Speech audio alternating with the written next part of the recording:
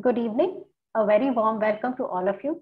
Thank you for joining us for the IDFC Institute Data Governance Network webinar, Central Bank Digital Currencies, Asset or Liability. I'm Meena Munshi, Project Manager for the Data Governance Network project at IDFC Institute.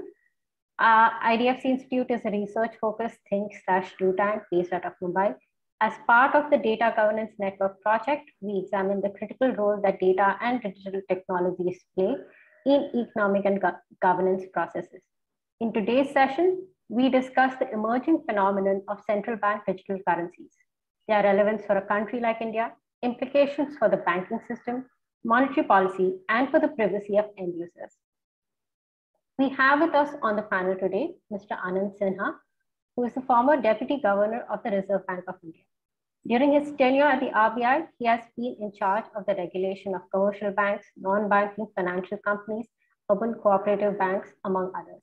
He has been closely associated with banking reforms in India and has represented the RBI on various important committees of the Bank of International Settlements. He is also a member of the board of the Securities Exchange Board of India.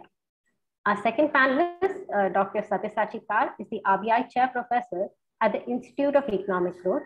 He is the co-editor of the Journal of South Asian Development.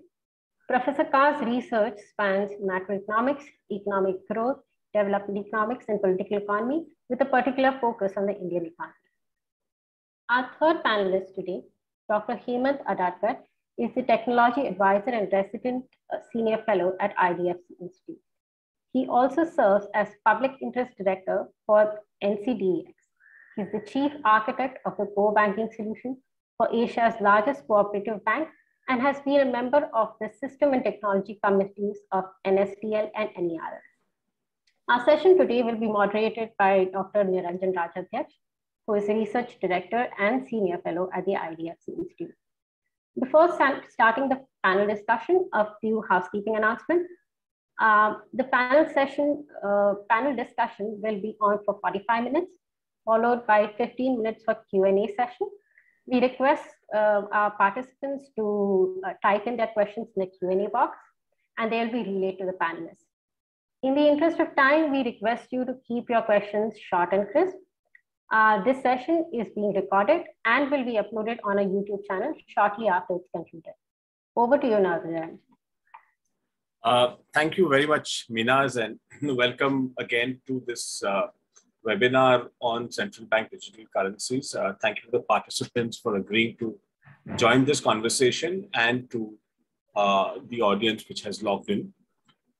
So I remember after the 2008 financial crisis, Paul Volcker, who was the legendary chairman of the US Federal Reserve, had said that the only financial innovation which has helped ordinary people has been the ATM machine, right? And he was largely talking about the other types of financial innovation which sort of almost brought the world down.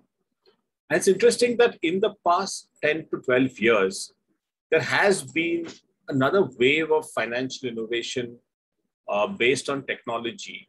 So we've had new payment systems, we've had the entire rise of fintech, we've had cryptocurrencies. And it will really be interesting, that what someone like Mr.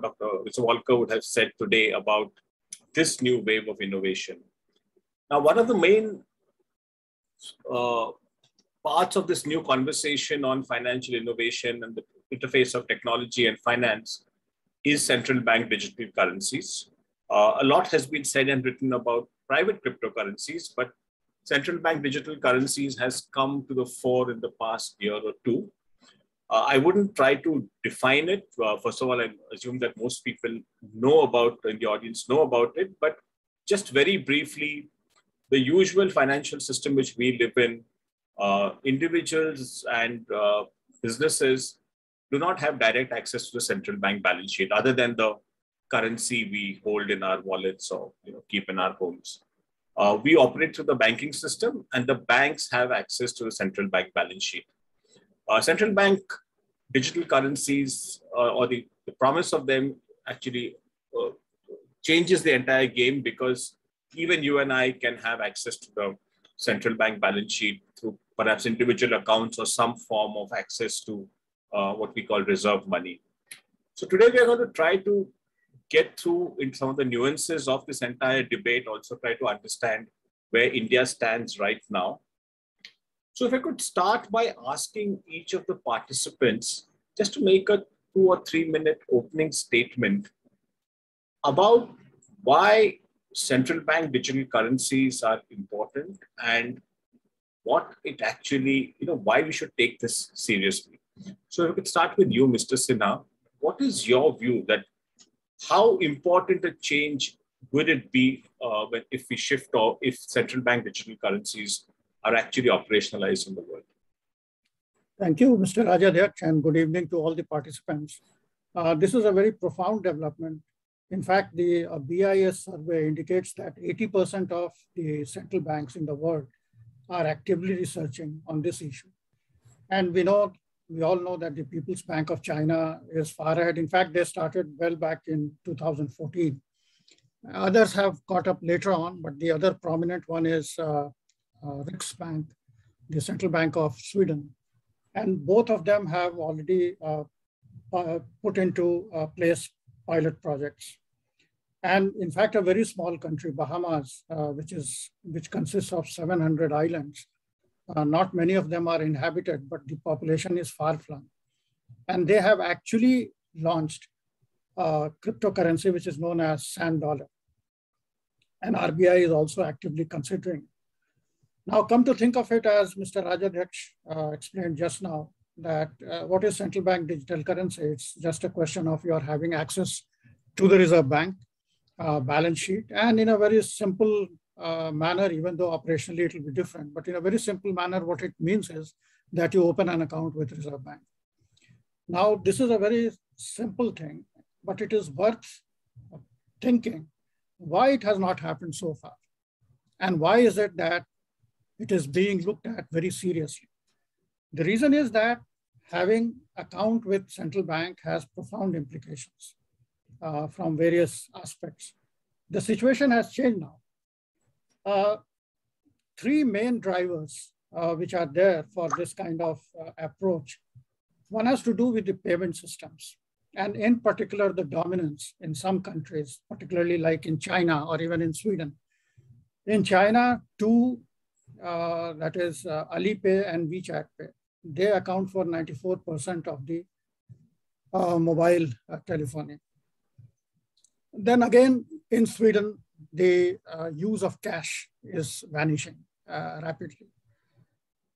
Therefore, the question arises that, is it good for the development? Now, in payment space, what has happened is that we have got what we say walled compounds. That is, you have very dominant payment systems. They are not interoperable. And because of their dominance, they could actually collude among themselves, or they may not be very conducive to financial inclusion because that's a low margin product. If the cash vanishes, as it is happening in Sweden, and if a situation is reached where, let's say, there is an outage or there is a calamity, you have nothing to fall back upon. Therefore, central banks consider it important that they should provide a risk-free asset to the citizens of the country along with cash. So the intention is not to substitute the cash, but to provide a supplement to that, even though in some countries it may happen that it is actually a substitute. So these are the two main things. But the third thing which has really spurred all this is the cryptocurrency and the stable coin. Now, cryptocurrency, of course, is a highly speculative asset. It can't be treated as money. Stable coin has much better credential for that. But then in the history, we have seen that all privately issued currencies have actually debased eventually. So the central banks are worried about monetary stability. And they're also worried about monetary sovereignty in the sense that if these currencies gain precedence, then what happens to monetary stability? And therefore, they want to have their presence. They want their currency to be used. And that is why, to counter the new features of these currencies, they are thinking in terms of digital currencies. Now, quest for CBDC, therefore, is to correct this situation. The idea is to create a payment infrastructure owned by the central bank, which will be an open platform where everybody can come in and join in. That is, the private sector can also come and join. In fact, they are welcome to come and join. And to provide transactions through various instruments in central bank digital currency. It will provide a secure set. It will provide a backup to the privately owned payment systems in case there is a crisis. And apart from that, it will be good for common citizens, and therefore, under certain other additions, it can be good for financial inclusion. And then once you have central bank digital currency, then it has got certain other things which are certainly by no means the driving force, but there are issues like the additional. Mr. Sinha, perhaps then we can come into some of those more details as the conversation goes on. For now, I'd just like to invite Sabyasachi to have your opening remarks about why the conversation on CBDCs is important. Right. Niranjan, you can hear me, right? Yeah, I can. Yeah. Thank you. Thanks to IDFC Institute for inviting me. Actually, in terms of the reasons, Mr. Sinha has more or less covered all the reasons. But if I were to look at it as an economist and think what really does all these same reasons, what do these mean for the economy and why is it important from that point of view? So I'll touch upon mostly the same reasons, but give you a slightly different framework. So we know that digitalization is happening. We are living in a world where increasingly transactions are becoming digitalized. That's something that's part of the technological progress that we see around us.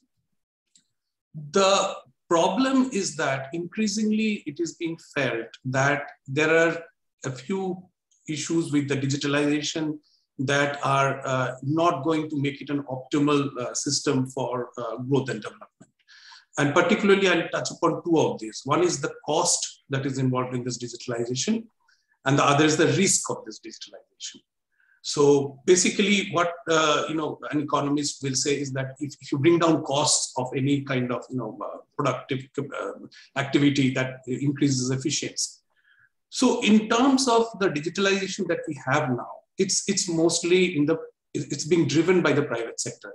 Most of it is driven by commercial banks. Although in India, particularly, a large part of the banking sector is with the government, but globally that's not the norm.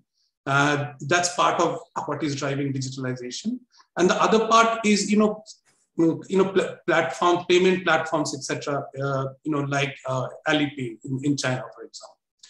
So the point is that the current infrastructure of digitalization is not very cost effective, and transactions as a result are not easily available to everybody who should be getting them. So one of the important reasons for a central bank digital currency is to make this digitalization cheaper. And that happens, that will have a domestic effect as well as an international effect. The domestic effect is, of course, that you can have more financial inclusion, for example. So the effect of this cost is also on international transactions, where we see that increasingly, even the Bank of International Settlements is saying that international transactions are becoming more costly because it's based on the banking system. And again, here costs can be brought down by the use of CBDCs. The second point is about risk. Why risk? Because, as I told you, most of digitalization is happening in the private sector. And we know that the one thing about the private sector is that they are sometimes they think they're a market favorites and they're susceptible to risk. So even if they work very well for 90% of the time, there is a chance that 10% of the time they might actually not be able to work. And with transactions and with payments, it's such a sensitive thing that you can't afford them. So central bank digital currency is a backup system which minimizes the risk by providing an alternative to the private sector based digitalization. So I would say these are the two factors. Thank you. And really, as we go on, I'd love to ask Mr. Sinha the specific question about the risk part of it. But Hemant, if I can come to you, just some opening thoughts from your perch as a technologist and a person who thinks about technology policy. Why should we think deeply about CBDCs? See, there are, I think Mr. Sinha seemed to have covered the aspect, though I will sort of look at the technology aspects much more in detail. One is that the millennials, the major group is sort of less and less dependent on cash, right? I mean, they are the biggest debit card user group in the world is, and e-commerce buyers belong to the millennials who do not have to, keep too much cash with them. That's one. And second thing is the way people are investing money in cryptocurrency world over has really shaken the traditional financial systems. And that's one of the reasons, as Mr. Sinha rightly said, that we need to, the central bank needed to look at this space much more seriously. From a technology perspective, I believe that, CBDC is going to create serious challenges, and, especially those who are implementing them, the central banks and their technology vendors will have serious challenges. One thing it assumes, even though we are talking about financial inclusion in a positive sense, but it assumes ubiquity of power and internet throughout the country. And even if you are in Masai Mara or something with your family, you want internet systems to support, when you are making a payment to the Safari operator. So, it has to work in South Bombay, it has to work in Cherrapunji, it has to work in Rajasthan desert. In addition, so it available anywhere, 24/7 availability. The whole system should be secure as well as scalable, and of course has to preserve privacy. So these are very important things. We hear a lot of things from the Chinese executives of the People's Bank who said that, it's private as far as the parties are concerned, but as far as the central bank is concerned, nothing is private. So we, that's all right for a kind of government China has, but it's not done thing in a democratic setup. So, with this, I think we can, of course, talk about more details of security and scalability, but I think these are important issues according to me. Thank you, Hemant. So, Mr. Sinha, like you gave a very broad sweep about the importance of CBDCs and covered actually a lot of bases. But I just want to pick up one of the threads which Sabyasachi mentioned, that one, it drives down costs, but secondly, that the risk, with the impact on financial sector risk. Now, what is the implication of a financial system where people have direct access to the central bank rather than working through banks? Will it be a threat to financial stability in two ways? One is that will people bypass the existing banking system and therefore disintermediate the banks? And secondly is, if people keep moving between central bank currency and bank money, in times of financial panic, actually will central bank currencies accentuate, runs on banks, etc.? And also a bit about the payment system, because that is the public good which underlies a lot of economic activity in a country. That how do you see the both as somebody who's been in the central bank and as somebody who's thinks deeply about financial sector issues? How do you see the risk aspect of the CBDCs? And also, I just want to add a small question to it, that does the Reserve Bank of India Act allow CBDC type thing, or will it have to be amended? That's a much smaller question, but if you could focus for now on the financial stability angle. Yeah, financial stability angle I would cover from two aspects. One is the bank disintermediation, and another is payment system. Now, let me take up the payment system first. Payment systems are so much digitalized that they are certainly prone to any outage. And the more concentration you have in a system, the chances of a breakdown, of a vast scale breakdown, are always there. And therefore, what you do is you create a backup system. Of course, it goes without saying that even the backup system of central bank can suffer an outage. And therefore, when CBDC is being designed, so first of all, a central bank operated backup payment open platform is there to help in times of crisis, apart from the issues of greater availability and improving financial inclusion by lowering the cost. Also, from a data privacy perspective, of course, one can argue that the government might snoop on that or the central bank might snoop on that, but for that you will have to build safeguards. But the point is, these are not commercial organizations, and therefore they will guard the privacy. They can be expected to guard the privacy better. So, this is from that perspective. Now, let me add another thing, that when we are designing CBDC, and if we really want to, one backup, as I said, is the payment system operated by the central bank. The other backup has to be, and also from the perspective that this is a kind of cash. Now, therefore, it should have some cash-like features, like there must be some offline capabilities.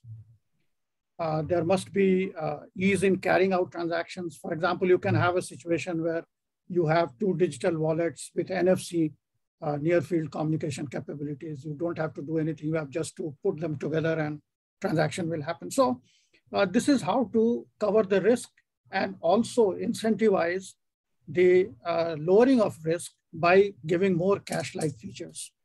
Of course, I must clarify, as it has been stated earlier, that when we shift to this mode, there is no privacy. There is absolutely no privacy. Even in cryptocurrency, there is no privacy because there is a digital trail. All that will happen is if you have details, it is easier to trace. If you don't have details, it will take more time to trace, but everything will be traced. So privacy has got to be provided through technological setups. So this is from the payment perspective. Now, as far as the financial disintermediation is concerned, that is a real possibility. And that is why, in fact, it answers the question which I raised earlier, that why central banks have not opened or not allowed individual accounts or business accounts to be opened. So this is the reason, financial disintermediation. Now, if central bank digital currency has to be there, which of course, by going by current wisdom, it has to be there, then we have to minimize the leakage from the bank liabilities to central bank digital currency. So we have to control it. And a real bad case would be when there is a run on the banks. Now, how to do it? There are mechanisms which have been discussed. One is that you control the demand. And how you can control the demand is by your remuneration policy. That is, for example, China and Sweden are not going to give any remuneration. But there is another side of argument that if you give remuneration, you have a bit of handle on monetary policy also. But if you are giving remuneration, you have to keep it lower than what a commercial bank will do, or you could have a tiered remuneration. And the third way to control the quantum of CBDC is by introducing caps on individual holdings or introducing transaction limits. So these are the ways by which the risk of disintermediation is required to be controlled. Thank you, sir. Sabyasachi, as a macroeconomist, and Mr. Sinha raised the issue of the central bank balance sheet and conduct of monetary policy. Now, obviously, to manage the economic cycle, the Monetary Policy Authority changes its balance sheet and works through the financial system to affect demand in the economy. How does a CBDC change the conduct of monetary policy? And also, secondly, if you assume that we are in a world of CBDCs, how does a country like India, which has capital controls, especially for Indian citizens holding international assets, will there be risk of significant leakage through the capital controls? Are capital controls of any sort possible in a world where you can access, say, the CBDCs of any country? Right. Let me take up the second part of your question first, because I think that's a very interesting question. So currently, the way capital controls are enforced is that, you know, there's a limit to which we can exchange our currency for international currency, right? Now, I would argue that, in fact, not having a CBDC might lead to some kind of capital control problem. And that is because we may not choose to have a CBDC, but other countries are going ahead with their own CBDCs. And some of these countries will have very strong digital currencies. And given the nature of these currencies, which are, you know, available through the digital space very easily, they would be lucrative for sections of our own population. So in fact, it will be difficult to control, you know, the leakage of capital if there are very strong CBDCs that are available, other country CBDCs that are available to our population. Now, I would argue that although not a sufficient condition, but a necessary condition to counter this is to have our own CBDC. Because at the very least, you provide a first, you know, line of defense, that you provide an option for people to hold if they want to hold a digital currency in their own country. But I would go ahead and say that even beyond that, that is not going to be sufficient. We need to have an international order where there are understanding between countries how, you know, these international spillovers, capital spillovers is one of them, but there are other kinds of spillovers as well. There could be, you know, terrorist activities, all kinds of things involved with this. And so there has to be a global understanding on the lines of what you have, say, for trade and investment through the WTO. Now, even there, I would say that for a country like India, to have a say, to have actually look at our point of view, if we have a CBDC, it is going to be easier for us to put our point of view ahead and ensure that these kinds of leakages don't happen. So that's as far as the capital control is concerned. The other one is monetary policy, you know, particularly demand management. I think some other people have already touched upon it. You see, the thing about CBDC is that it is not a, you know, homogeneous product. It depends on how you design it. And there are different ways of designing it, which can allow you different ways of making monetary policy more effective. So Mr. Sinha has already touched upon the possibility of interest rate. Whether you give that or not is a decision, of course, but it is potentially one of the ways in which you can make it more effective. Another way of making it more effective is a form of helicopter money. If you, for example, transfer in a situation like we had in 2020, where there was a, you know, following the COVID crisis, if you could transfer directly to people's wallets some amount of CBDC, then there is a direct demand, you know, creation there. So, of course, again, this has a problem because there's a problem between fiscal monetary policy. Whether this is fiscal policy or whether the central bank should be doing it is another issue. But technically, it is possible. So these are some of the ways. Another very interesting way, let me point out, is that suppose you have, you know, a situation where, you know, very similar to what we have now, you know, we have certain sectors which are supply constrained and facing inflationary pressures, whereas others which are demand constrained.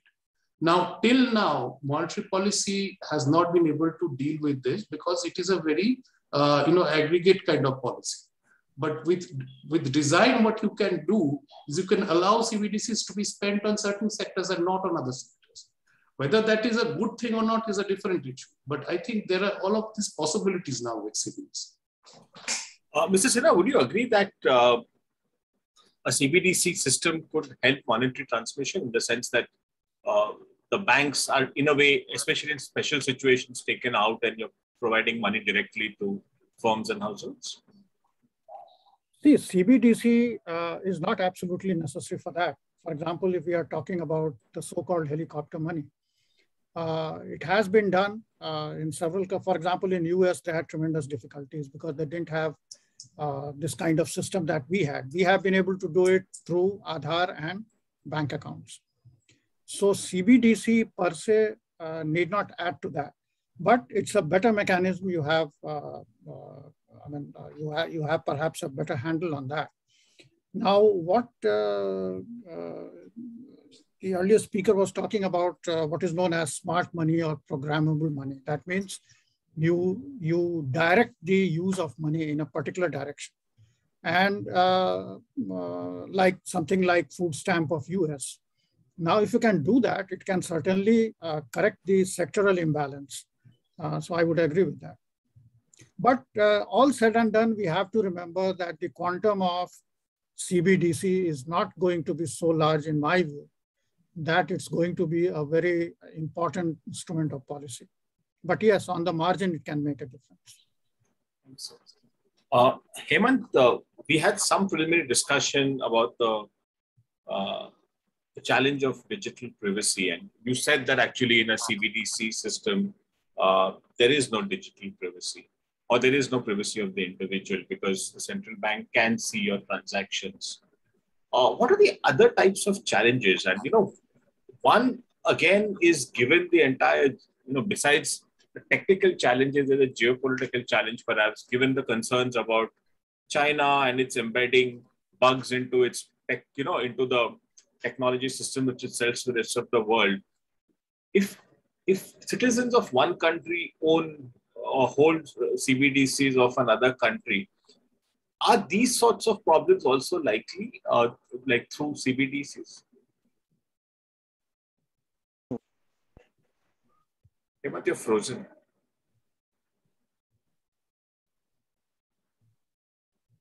So maybe we can come back to Hemant in some time. So just to continue with the issue of the financial system,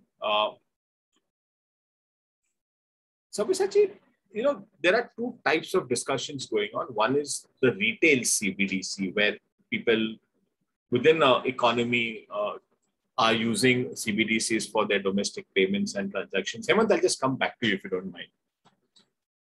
You froze. And the other is the cross-border transactions, right? Right. So in terms of sequencing, do you have any thoughts that if a country like India were to test the waters, would it make more sense to try the cross-border sort of payments through CBDCs, or would you think that we should try it out domestically first for retail payments? Right. This is a million-dollar question because I think, I haven't come across any discussion particularly on this, and I think it's an important thing to think about.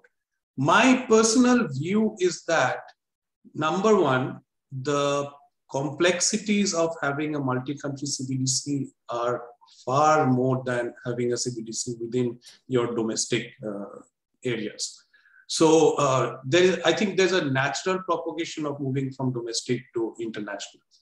The second thing is, you see, the most, and perhaps this is the most important answer to your question, international acceptance of a particular country's CBDC will depend on the reputation of that country's central bank, not only in the traditional sense, but I think increasingly in the sense of how they're handling their domestic CBDCs.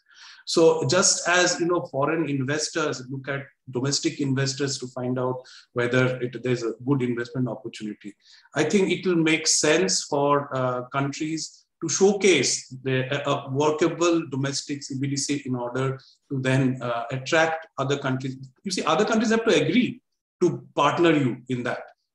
It's not going to be an automatic thing.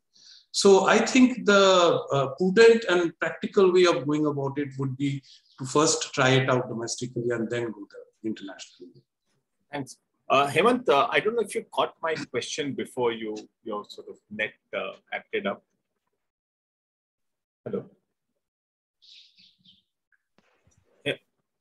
Yeah, I can. Yeah, so you're asking about other kinds of issues and. Yeah, it's both the digital privacy issues in a system of CBDCs, and secondly about the risks of holding other countries' CBDCs, especially in these times of cyber warfare or fears of cyber warfare. Yeah. If you don't mind, I'll just switch off my video to, Sure, Hemant. Yeah. Yeah. So basically, I somehow feel that opening an account with, the central bank,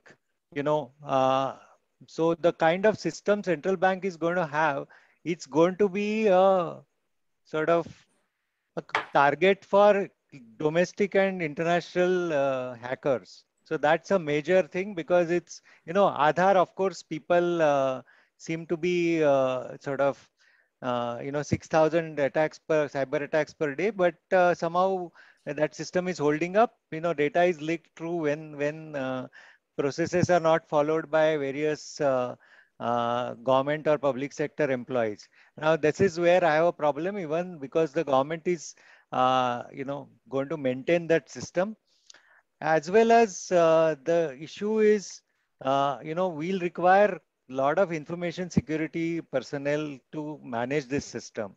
So which itself is a challenge, getting good information security personnel.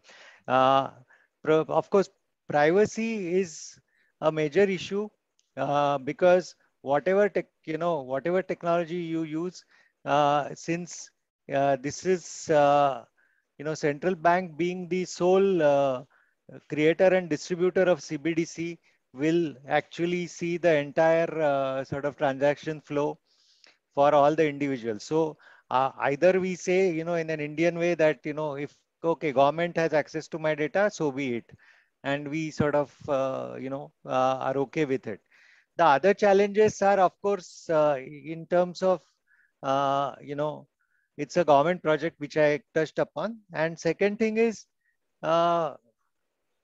such systems for 130 crore people are a bit too much, which are to be operational 24/7. I think, I feel that that's a big challenge.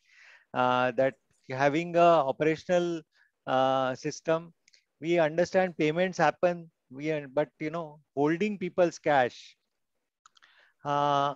is a very difficult thing to accomplish technically till now. Now coming back to international accounts, see, again, I find that with personal data bill, whether Indian holding sort of Indian citizens' data held up, which is held abroad, will be again a regulatory issue with the data privacy regulator and RBI. But having said that, if we are able to sort of internationally move money, and Indian citizens are today also having accounts with foreign banks, so I don't see that as a big challenge. But domestically, I think it's a major challenge to operate and maintain such a system. Hemant, just a quick another question I had for you is that the entire cryptocurrency conversation, or the success or the demand for cryptocurrencies, all of it was built on the blockchain technology. Is that the only option people are looking at for now, or do you see newer ways of arranging the tech base of cryptocurrencies? Okay, so I have been reading a lot, and I've been interacting with the Indian Embassy business section in Beijing, who have been sort of also studying the Chinese CBDC at great depths. And what they tell me is that there are three possibilities. One is the multi-tiered web architecture, which is standard system proven for big e-commerce sites, big sites like FIFA and all that, which has worked. Second is the public blockchain, and third is the permissioned or the owned blockchain like Hyperledger or Ethereum, which are owned by organizations or a conglomerate of IBM, etc. So the problem there is that beyond 20,000 transactions per minute, no blockchain has, whether permission blockchain, of course, the public blockchain has only 10 transactions per minute, while the permission blockchain, which is the Hyperledger Ethereum types, have only 20,000. This is the published literature. While, the three-tier web architecture, multi-tier web architecture can actually scale up. Of course, you have to throw a lot of hardware at it. This is the level of technology at the moment. And see, this whole system has to scale and, scale to unprecedented levels, for 130 crore people, who can access their, bank account at any moment. Another challenge is when you want to provide cash-like, cash-like features, like, storing it in a wallet or storing it in a small device. How will we sort of synchronize it with our account in the CBDC? That is not clear, because the more the resiliency of a system hits upon the integrity of the system. So my, the account, the cash which I hold in a wallet also has to sort of be mapped with my account with, in the core system. So that is a challenge well known to computer science. Thanks. Niranjan, can I say just one thing about this privacy issue? Because everybody has talked about it. So, I mean, as an economist, I see it as a demand-supply issue. So, and that sounds a bit odd, but let me explain. So there's a demand for privacy and there's a supply of privacy. And here, CBDCs, as we understand, are less private than cash. Now, I don't think, in the next even decade, or I don't know, I mean, whether I'm being pessimistic, we are going to see, I don't think we're going to see a world where it's going to be completely CBDC. It's going to be a mix of CBDC and cash. And I think, in a way, an equilibrium can be defined. The central bank will be, when it is supplying both cash and CBDC. And people, if they think that, wherever, in whatever kind of activities, some kind of privacy is more important, then they will demand more cash for that. And so the cash to CBDC ratio will get determined from that in some sense. Okay. Fair enough. I think there are two questions already in, and both are very interesting. The first is by Mandar Kagde, who has his hands deep in tech and fintech policy, finance and fintech policy. So what Mandar is asking is that aren't NUEs, which is the new umbrella entities, better mitigation against concentration risks of non-central bank payment systems than a CBD? And he says RBI has already moved in the direction of NUEs to mitigate concentration risks. Would it be great to have the panelists' thought on this tension between the two policy approaches? Any thoughts, Sabyasachi, on this? Right. So the first thought that comes is this is so different from what the Chinese are doing, right? So in the Chinese case, you have already very well established private sector in payments as well as, mainly in payments. Apparently one of the reasons that the Chinese are going for CBDCs is that they want to control that private sector, they want to limit it and bring in a balance between private and state. In our case, actually, in India, for example, if you consider the banking sector as, the payments, where most of the digital payments are coming from, half of it is owned by government. So we already have a very large state-owned digital payment system.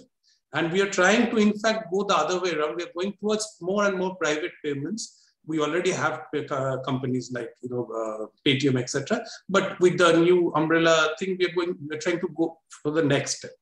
I think ultimately it will have to be a balance between the two. We need the private sector for the dynamism that it brings to this kind of, the different kinds of innovations in transactions, etc. But at the same time, as has been discussed, we need a fallback where if there is a problem that arises from the private sector, you have a state-based system which backs up. Mr. Sinha, would you like to add something about the policy choice between? The whole idea about NUE was to have a diversification away from NPCI, because the whole thing is concentrated in one institution. And therefore, the idea was to create more NPCI kind of institutions, so as to provide both a backup, that is to reduce the risk, and also to provide competition in the system. So very much that was the idea, and that's a step in the right direction. The second question is from Anush Kapadia, and I think Mr. Sinha, it would be great if you can have the first go at this. So Anush is a professor at IIT Bombay, and he says that not sure that CBDCs are answering the questions asked of them. Payment systems domestically and globally are not broken, so why fix them? I'm just giving the short thing. And he says CBDCs require an odd two-step: introduce a new technology, then limit its demand through artificial tiering to prevent disintermediation. So what's the point of, in a way, first of all, the existing systems works fine. And if you're introducing CBDCs, why have all these restrictions? When you introduce CBDC, then as we have discussed earlier, there is a serious issue of financial disintermediation, which can lead to financial instability.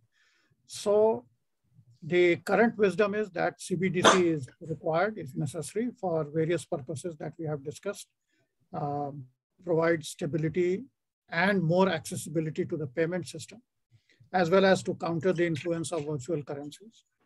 So therefore, CBDC is required. That's the wisdom. But let me also add that even though so many central banks have jumped into the fray, very few have decided yet to go ahead with it. So it's quite possible that some of them may decide that why to go in for a very cost-intensive technology.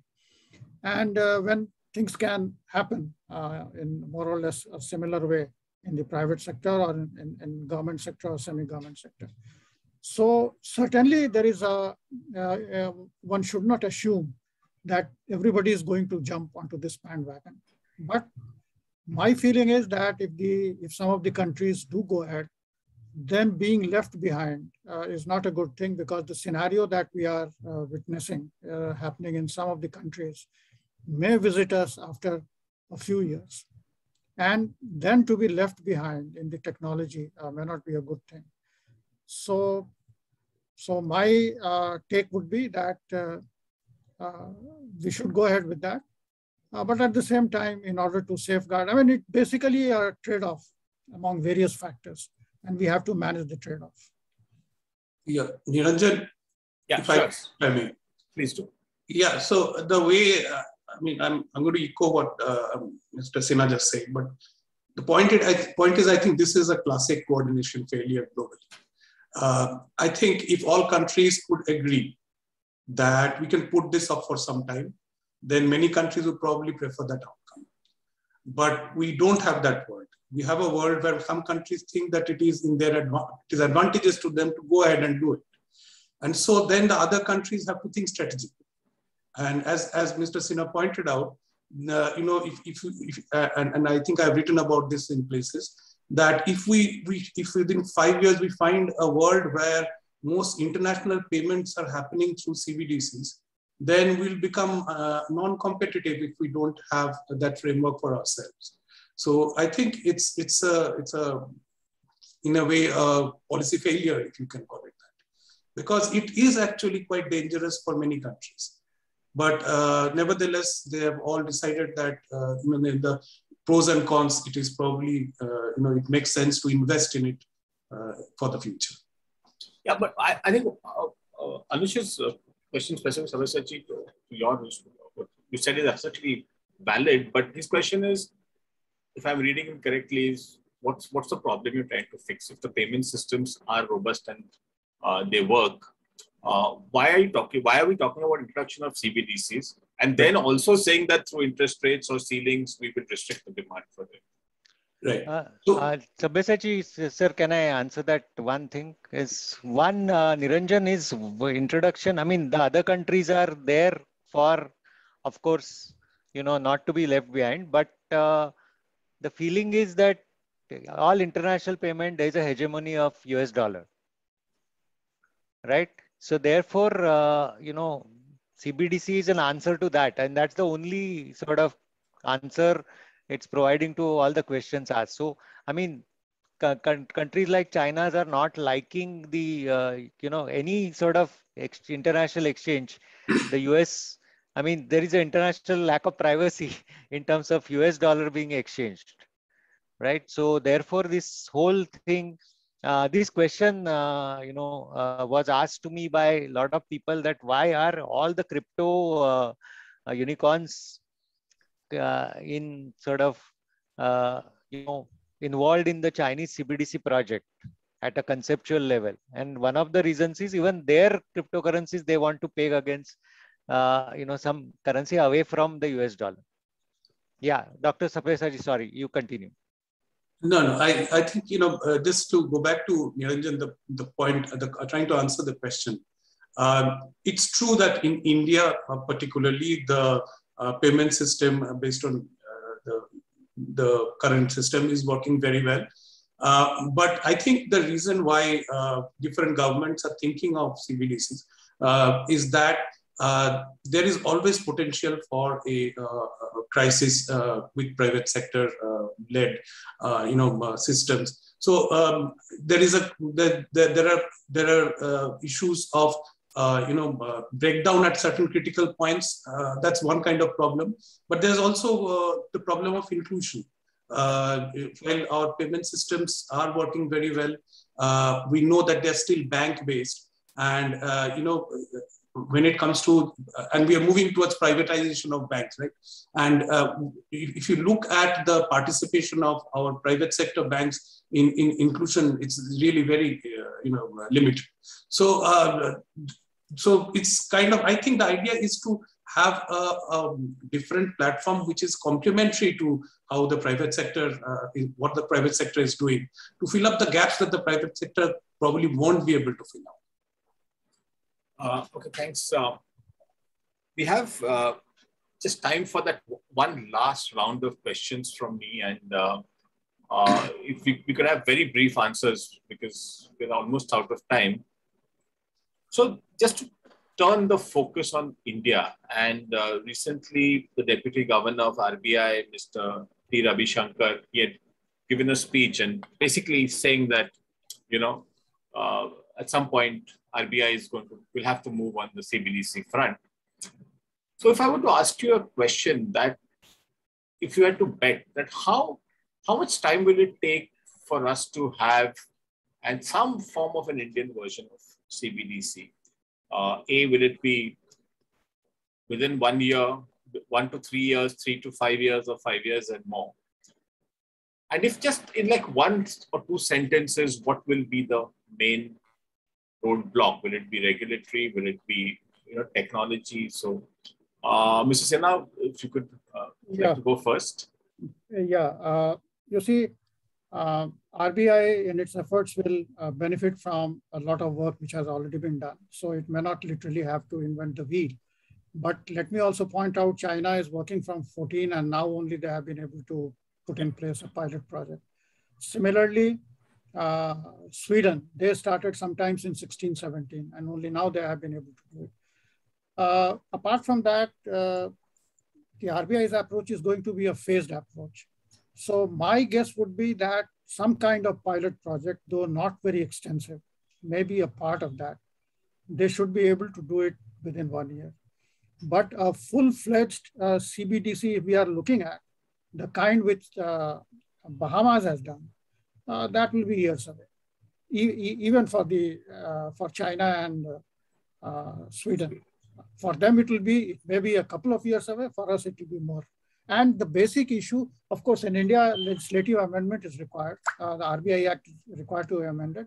But the real challenge would be technological, because huge technological issues are involved.